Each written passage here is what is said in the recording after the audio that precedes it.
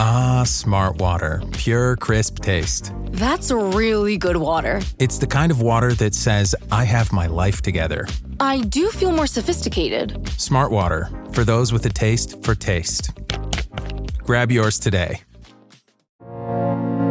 I'm Livy Dunn, All-American gymnast and Viori athlete. When you travel and train as much as I do, you find happiness where you are. On the mat or on the sand, movement and comfort are essential. That's why I live in Performance Joggers by Viori. Made from DreamNet fabric that's made of 89% recycled materials, effortlessly soft and made to move as much as I do.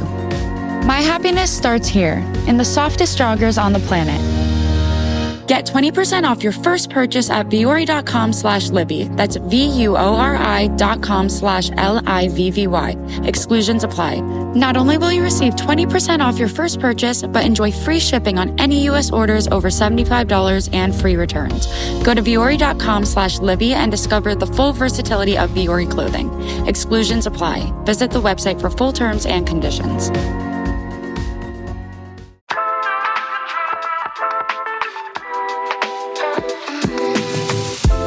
You're doing a lot for him. Mother does, a parent does that. You do anything for your child, and it's regardless, it's unconditional love. Welcome to Connect with Jonathan Mark. This episode, I just want to say it is so heartbreaking. Not that all these other episodes aren't, but this is a mom that lost her son. And this happened all the way across the pond in Ireland. And I am just beyond, I think, shocked that it even reached that far. And I'm getting so many international cases and from all over the world. And I didn't expect this show to even get to that. So I just want to say thank you for all that are listening. And thank you guys for trusting me to even help with your cases. I can't stress enough about how amazed I am about the reach of this podcast. We got, reached out to by this person through the podcast internationally. I did not think in a million years that my show would be in all these different countries. So I just want to say thank you guys. I mean, it means everything. And the fact that you guys even trust me to do these cases and help law enforcement means even more. But I'm still in shock that a listener from a different country across the pond is asking for help and we were able to do this. So thank you.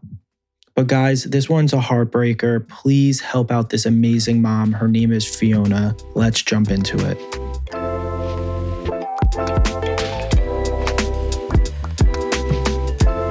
Your son, Noah, is here? Yeah, oh gosh. So I'm going to explain to you a couple of things because for one, he's seems very young and he's very sweet. So I want to just talk about a couple things with you because he's saying that, and you don't have to tell, we'll chat about this later, but he keeps talking to me about how the case or his situation took a life of its own. Because what he's showing to me at the same time is when people pour water in their lungs, it's a sign for me typically if someone drowned, right? It's just a way to show me that. But it doesn't necessarily seem like that because what he's showing to me is now he's putting two papers in front of me saying someone tells you one thing and now something else is coming up. So it doesn't necessarily seem like that. He wants to also explain to you kind of what happened. I mean, it seems like very, and I don't know if he's being literal about this, but it's like literally going to see friends. Like when I was a kid, I used to ride bikes everywhere. So it's like literally going to see friends. But the thing that I'm confused about and I would like to ask you and like probably after is the lack of clothes on him. The lack of clothes. Like I'm not seeing him that way. So I don't want anyone to like think I'm seeing him without clothes on. But it seems like there's one in New York City and everywhere, there's obviously like some type of CCTV where like there's cameras on each corner to kind of capture like movements of people. It seems like there was some type of like, they were able to track, but then he keeps going like that to me. And then all of a sudden it's gone. Like when it's kind of like when he goes down a side street or he goes somewhere, the footage cuts off or it doesn't go there. Cause he's saying there's there's a gap period of being tracked and then you snap your finger and it's gone. And like that's kind of what he's showing to me. Mm-hmm. That all is spot on so far. There's another thing he wants me to talk about too is I think doctors, lawyers, anyone will make mistakes. And it seems like the law enforcement officials, unfortunately, from my perspective of things, may have potentially dropped the ball a little bit in this particular case, because he keeps hugging onto you and kissing you, saying like, thank you for keeping his case so much alive. Because this seems at least 4 to 5 years old. This doesn't seem like too old to me. Like this seems relatively, and again, my perspective, recent. Because what he's also saying at the same time with all of this is that he's saying it's kind of like if you're pushing forward for him and then there's a group of people that are trying to say it's the opposite, but he's saying you're constantly pushing forward.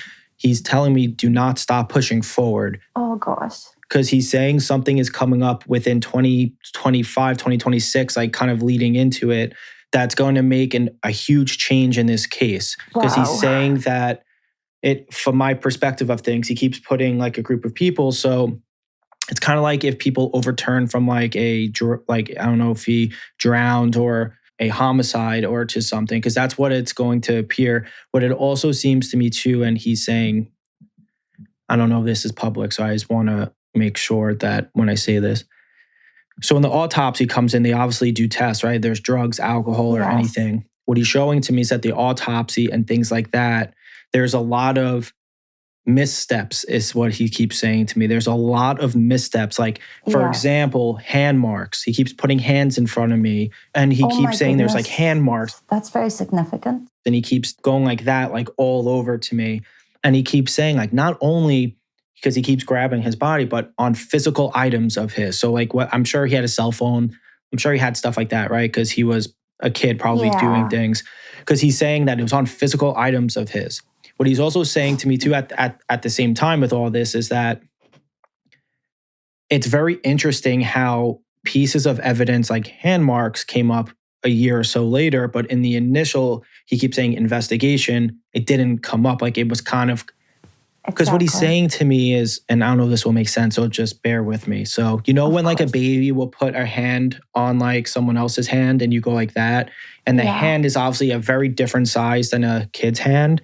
That's what he's showing to me. Is like the hand marks were different sizes than his own hand. So it's like if he's grabbing onto something, if he's grabbing onto a phone, I mean, his hand must have been small if he's a child. I'm just assuming, like, or he was younger. But if an adult like myself grabbed a phone, our hands are completely two different shapes, sizes, and everything. Because what he's saying to me is that is going to be a huge key piece of why things are continuously shifting in your direction. Because he's saying that things are going to start shifting, but he's saying you have to keep pushing that.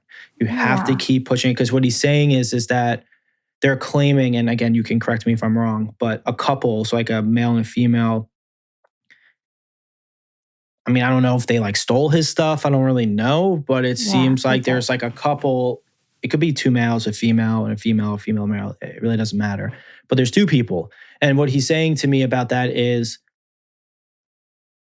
and he's smiling, saying that it's kind of like when people don't have anything to do with it, but people are trying to paint it out that two people did. It's kind of like if someone steals stuff and they're just like stupid criminals, I guess, because what he's saying is that,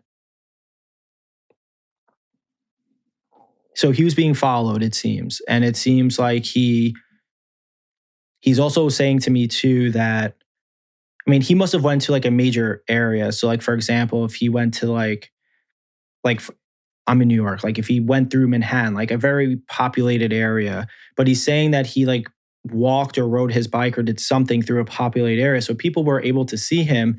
But what he's also saying too is if he's going through it to go around, to go somewhere to like meet up with friends or something, he keeps basically saying to me that people had eyes on him. Yeah. Also, because he's showing this to me, do you know where all this kind of, because he's putting where he was found and where he went was a pretty far distance away from each other. So they weren't necessarily very close in proximity of where he was trying to go and where it ended up. What he's also saying to me too with that, just so you know, is the flow of water and how it happened wouldn't end up there. He's saying there was, it's so like, for example, because he's showing this to me too. He must have been found days later. Like this doesn't seem like he was found a day or so. Like it must have been like close to a week. Because what he's saying to me is, and I don't know if this will make sense, but the time of when he went missing and the time that he was found, there should have been, he's saying, some stuff going on with his body that wasn't going on with his body. That's quite, sorry for interrupting. No, my God, no. Jonathan, because this is one of the major things is where Noah was found, the way his body was found, it didn't make sense. Was he somewhere else and placed there? That's what is one of the questions that... Well, that's kind of what it seems, because what he's saying to me is where he went missing and where he was found, the flow of water, even if he was like, because he's showing to me, like, it doesn't go in there. But the biggest thing that he's showing to me, aside from like the flow of water, is the stuff that would happen to a body if it was from being like from a water-related passing, like hypothermia, drowning or something. Because he's saying that his autopsy doesn't match what would perceive as like a normal person of that would have drowned. And he's saying like all this stuff is starting to, it's like starting to slap people in the face a little bit, being like, what is going on? Like we need the truth, because what he's saying to me, and I'm sure people know this, but there's good cops, there's bad cops, there's good doctors, there's bad doctors. And sometimes people try to, if they make a mistake or they make a lapse of judgment, to cover their own tracks or to make it so they don't get in trouble, right? Like they and that's kind of what it seems. It seems like very much like a lapse of judgment and a cover up at the same time.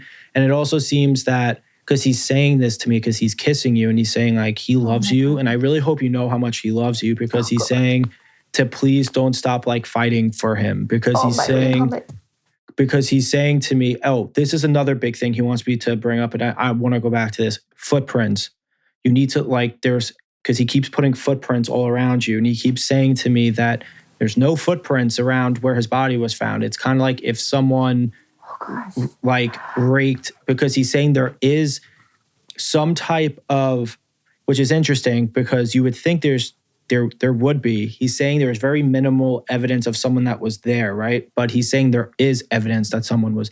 It's kind of like, it's very minimal, but there is something there, because he keeps putting the bottom of like boots in front of me, like the bottom of like footprints.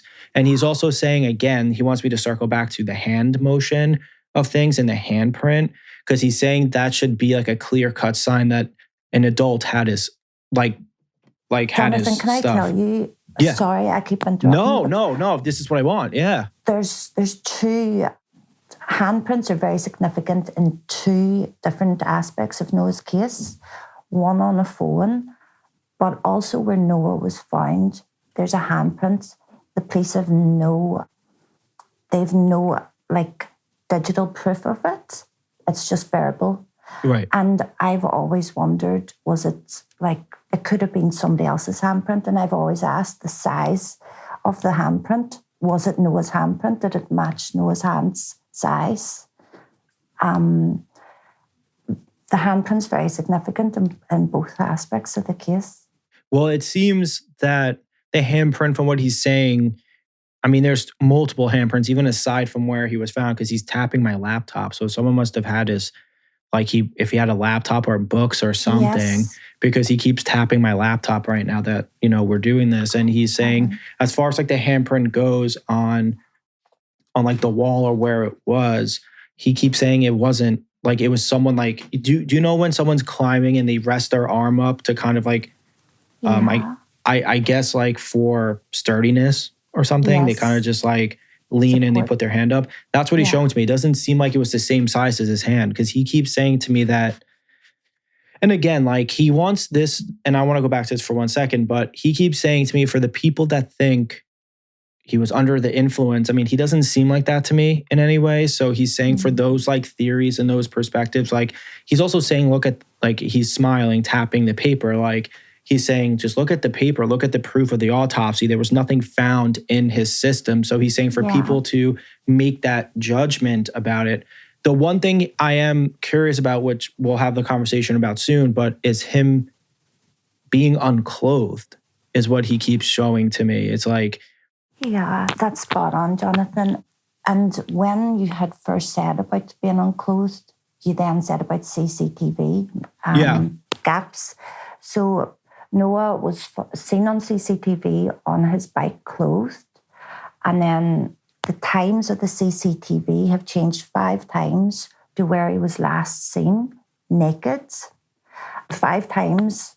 I mean, a police officer should know how to check the times on CCTV footage. Definitely. It's basic. And within the time gap, it's got smaller and smaller, but the first one was 8 minutes. Who took Noah's clothes off, or did he take them off himself? That is a question. But there's so many people on the street who seem to have seen nothing of what happened, of, how Noah came to be unclothed. Again, this is just me seeing him on this side. I don't think he would just take his clothes off himself to ride around naked, because he just doesn't come across like that to me. He doesn't come across like someone that would do something like that for shock value, I guess, with people. It doesn't really come across to me like that. He comes across to me, it's like if someone gets robbed or someone gets followed or something, that's kind of more from what I'm seeing.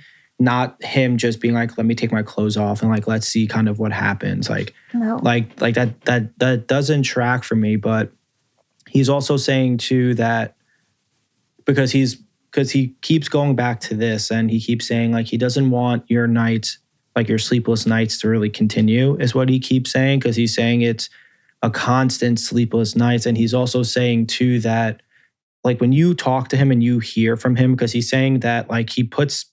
And listen, I think we all have signs. He's saying he really tries to make himself there for you. Oh, he does. Going back to this, what's the February date? What's happening in February? It has something to do with his case. It's not a birthday. Because the inquest is in November. It's been put off and put off. It's been put off about 3 times. Oh, okay.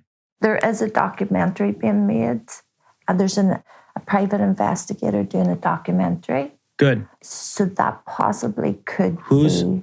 Who's the private investigator? What's his name or her name? Donald McIntyre would be an Irish, UK, investigator. Okay.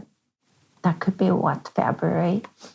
Well, it seems like there's and the reason why I'm bringing that time up is because it seems like there's going to be a lot of attention on it, even more attention on it.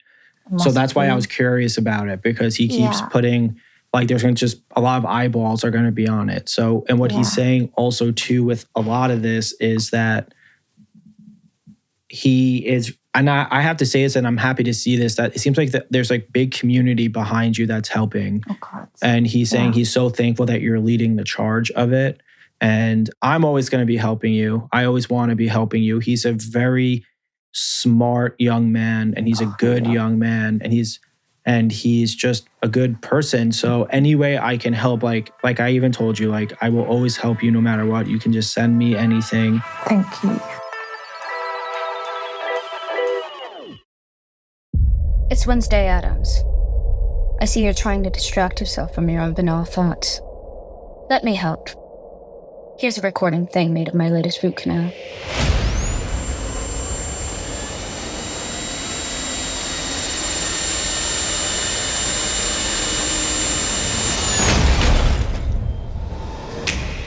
Wednesday Season 2 is now playing, only on Netflix. Hey, it's Ryan Reynolds here from Mint Mobile. Now, I was looking for fun ways to tell you that Mint's offer of unlimited premium wireless for $15 a month is back.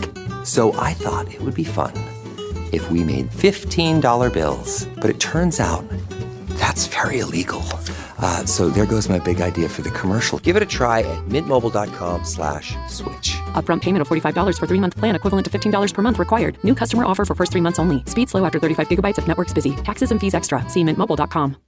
It's back to school season, and Clorox is donating 2 million disinfecting wipes to classrooms across America. Because back to school means things can get a little bit messy. Just ask second grade teacher Mr. Torres. Put me and just one Clorox wipe on a team? We can take on crayon smudges, sticky fingerprints on every surface, sneezes on the door handle, juice box explosion by the sink, snack crumbs, and don't even get me started on the bathroom passes. Clorox disinfecting wipes. Teacher's #1 wipe. Think about it. Bathroom passes. Clean feels good. Based on unit sales data.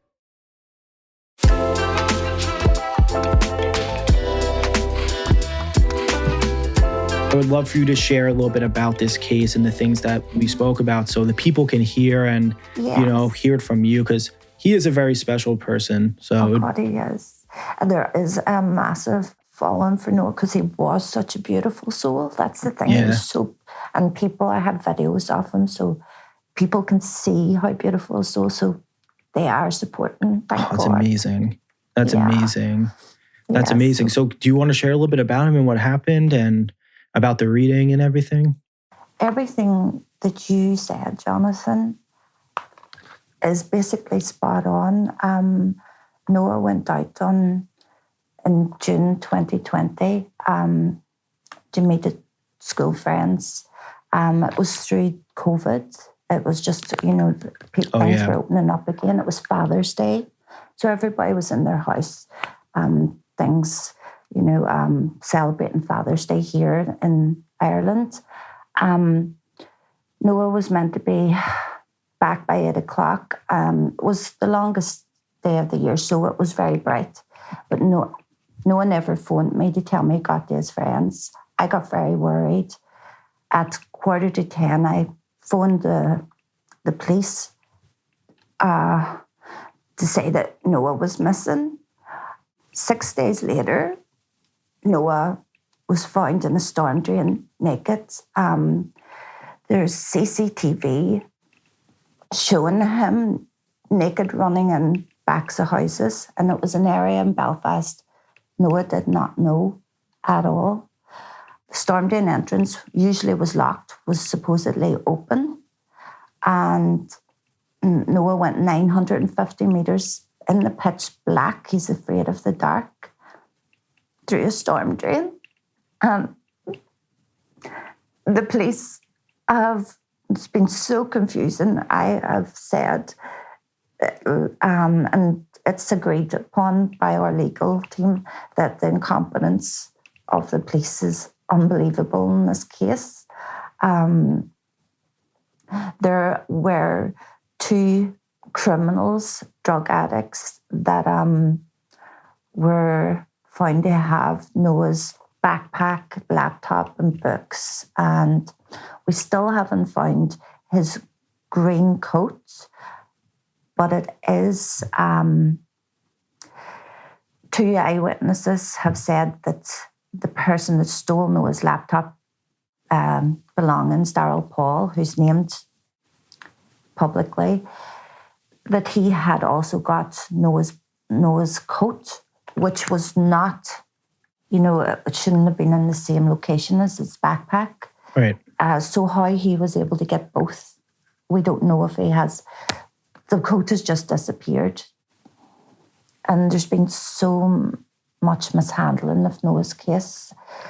Belfast is a very divided city still, even though the Troubles are over. And Noah was a Catholic. Noah was biracial. And he ended up in part of Belfast that is predominantly Protestant. And there were racial hate slogans in the recent Noah's death in that area. Yeah, he was on his bike. The evidence, there's no forensics done in Noah's case at all. They left Noah's bike out in the rain, the police. There is a mishandling of evidence. It seems this isn't in the public domain yet. The helmet is not the same helmet, which is very confusing. We've just discovered this, and this is 5 years. Yeah. We're still looking for answers, and its toxicology report came back with no drugs in Noah's body. The pathology report, I as you have put out in the reading, to me it wasn't done correctly. The pathology investigation, it just seems every angle that you go to in Noah's case, nothing makes sense. I am open. The prospect, Noah, also another significant thing, Jonathan. I'm sorry, it's all No, I want to hear it. Definitely, yes. So 2 years into Noah's investigation, it came to us and my legal team that there was CCTV of Noah going out the night before. I was fast asleep. It was about 3:30. I didn't know this. It took me by shock. I recently seen the CCTV footage. Noah's flip-flops, he was wearing them when he went out the night before. And when he came back, he hadn't got them on. This is really something that really plays on my mind. But the day that Noah went missing, I said to Noah, no, you can't wear your flip-flops on the bike, put your trainers on. So the flip-flops were in my apartment. That's the day after he went missing. He only had one pair of flip-flops like this. I know that the flip-flops were in my apartment, but I am now wondering, did Noah go back out to get the flip-flops? And because the police didn't give us this information, didn't make us aware in the week Noah was missing, we didn't get putting out a public request to see if anyone had seen Noah that night. And of course, the police have no CCTV footage of where Noah actually went that night. It's just, this is why I'm so grateful to be able to speak to you, because I do have great belief in, the gift that you have. Thank you. And, when people on this world aren't giving you answers, I believe that the energy, your gift, this is why you're helping police forces, because you do tap into things that we as humans can't. And I really need answers. And I'm so grateful that you've been able to, you've read it so right about everything that happened, knowing on that day. The water, as you says, Noah was telling that the water wasn't flowing as it should have been. There is speculation that Noah was taken to an apartment and drowned in a bathtub. That's public speculation. Right. And then placed in the storm drain.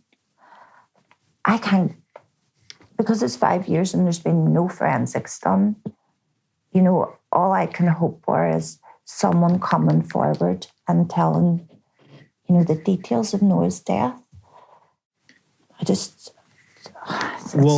So when I was bringing that up about the where he was and the timing and certain things should happen, basically what was being shown was like, if he was in a storm drain for 6 days, like rodents, rats should be like, should have like just kind of unfortunately touched the body and done stuff and stuff. And the way that he's coming through showing it to me, it didn't really seem like that happened. And also with like the decomposing side of that with the rats and with all that, like it didn't, he's saying like that never happened. So basically it would have been like he was placed there or he was frozen after he and like because his body didn't seem like it, from what he's showing to me, like that happened to him. So that's what I was trying to like, I didn't want to be like, no, I understand. That, like, you know what I mean? Like I didn't want to say that, but like that's kind of exactly what I saw and I still see, is that if you line the body up to like where it happened, when it happened, like if you go in chronological order of things of like the timing, the placement and everything, and you put like the factors in of like nature and like what happens in a storm drain and stuff, like it just doesn't make sense. And that's why he's saying the flow of the water didn't make sense, like as far as like in the storm drain. And that was a key thing for me that I thought was very didn't align with the passing, if that makes sense. If like, and I know I already said this, but it's kind of like if the body was there for almost a week and there's no rats, rodents, or anything like doing anything to the body, which is horrible. But it's like, that's what happens in a storm drain. That's what happens in nature. Like that's animals go to that's just what happens. Absolutely. It doesn't seem like the body was touched like that. So I'm a little. You're exactly right. Yeah, that's why I'm like a little confused. Oh my gosh, his body was perfectly preserved except for his hands and feet. And we have experts on our investigation, our own personal investigation, who say exactly the same as you, that there would have been rodents, insect, Yeah, anything like that. Just like nature, really. Just like, unfortunately, nature.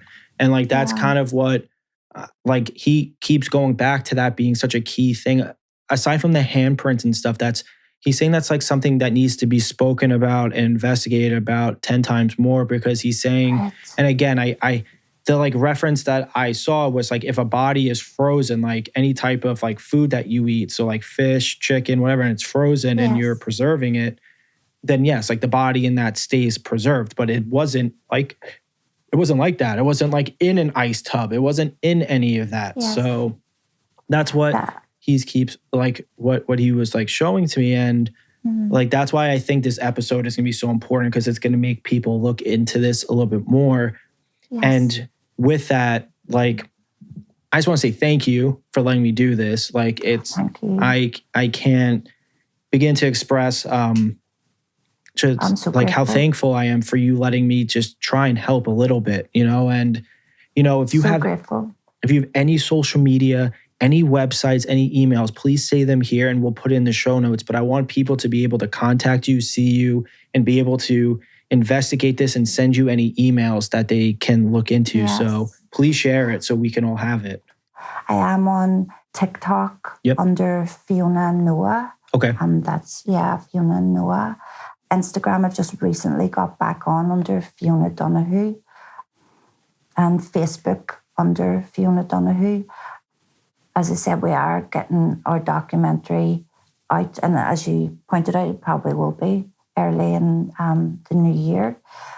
Really, if anybody can give any information, as far as decomposition of a body, it's horrible. But I know from talking to you and from my belief, Noah's now safe where he's meant to be. He is a good-looking boy. Oh, he really is. Yeah, he's a good-looking boy. That's all, that's how I'm getting my strength, is knowing that he is safe. Yep. I can push for Noah's justice, because, and the thing is this could happen to any child. Yeah. This could happen to any child, and it's just making awareness of, if there is incompetence within the police force. I think Noah, that is Noah's legacy, is, making sure that this doesn't happen to another family, another child. Absolutely. Yeah, I mean, he's a force to be reckoned with, and he's a good, and he loves you. I really hope you know how much he loves and appreciates you, because you're doing a lot for him. That's what the mother does, a parent does that. You do anything for your child, it's regardless, it's unconditional love. Absolutely. And you're doing more than, like, I think he's just so happy. You're just doing so much. So I just want to say thank you for coming on, and thank you for trusting us to do this. And like I said, we're definitely going to stay in contact so I can continuously help you. And when the documentary comes out, let us know and I'll promote it everywhere, because I want people to see this on top of this episode. So I honestly am so grateful. Knowing that Noah's energy, that you were able to connect with as well. He sends me so many signs. Yeah, he seems it, bumblebees and kingfishers. Yeah. I've seen a kingfisher and oh my goodness, he sends me so many signs. That's amazing. Yeah, it's magical. Really is. That's amazing. But I think that's so important for people to understand. Just look out for the signs and be absolutely open to them. Yeah. Absolutely. I tell people that all the time. Thank you so much. Oh, Jonathan, thank you so much. Thanks. God bless. Thank you.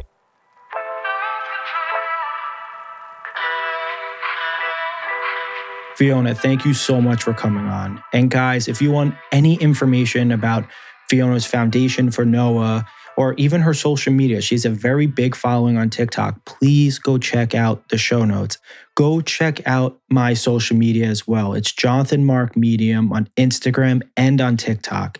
And if you have any questions or any cases you want me to look at, please do not forget to rate and review the show and leave a comment there, or send me an email at connectjonathanmark@gmail.com. Thank you so much, and I'll see you next week.